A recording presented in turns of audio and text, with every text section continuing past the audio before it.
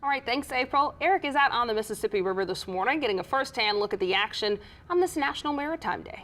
Let's go back out to him live now. Eric? Yeah, hi guys. We are rolling on the river on the Roy S. Kelly. That's the fireboat here at the Port of New Orleans.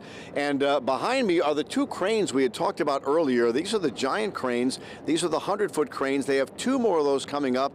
There are two more smaller cranes as well. So when it's all said and done, the port will have 6 of these cranes, which will really help increase their capacity for cargo. And with me now is Sean Duffy, who is with the Big River Coalition Executive Director. First of all, what's the Big River Coalition? So the Big River Coalition represents maritime interests on matters related to maintaining the Mississippi River ship channel.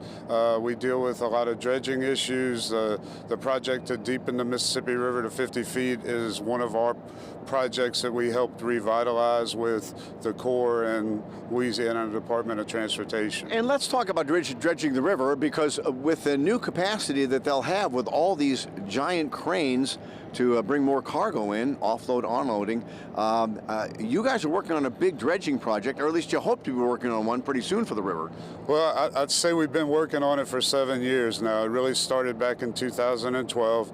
At this point, we're simply waiting on funding on the federal side to begin dredging from Venice to the Gulf, which is the first phase.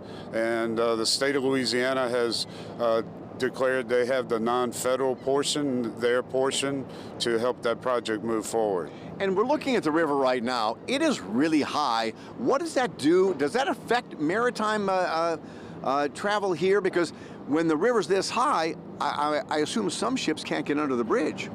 Well, some ships can't get under the bridge, but the real challenges with high river are in Southwest Pass.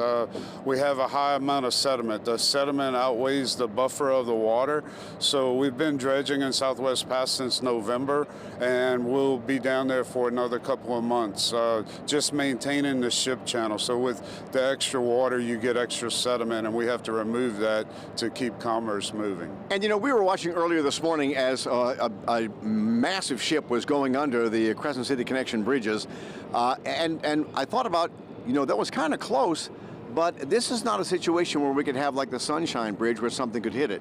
Well, on that bridge, there's a air gap sensor from the NOAA, the ports program.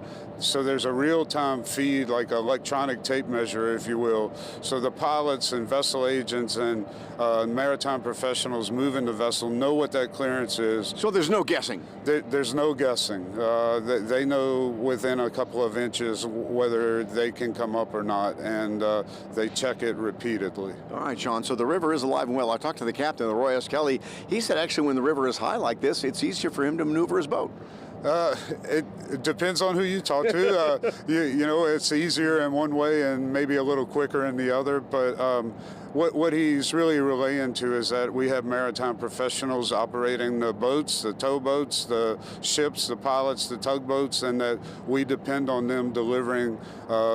One thing I can say is we've had a little more experience with high river over the last few years, occurring more frequently, so they're getting a lot of good practice. All right, let's get back to the studio. In our next half hour, we'll talk about the burgeoning cruise industry here in New Orleans. It's big. All right, very cool, and such beautiful weather out there. And Eric, you keep saying a fireboat. Excuse my ignorance, what is a fireboat? This is the fireboat. If you've seen when ships come in or they have some kind of a big celebration, they have these huge nozzles. There's one right to Jeff's right. You can see it right there. And they'll fight fires.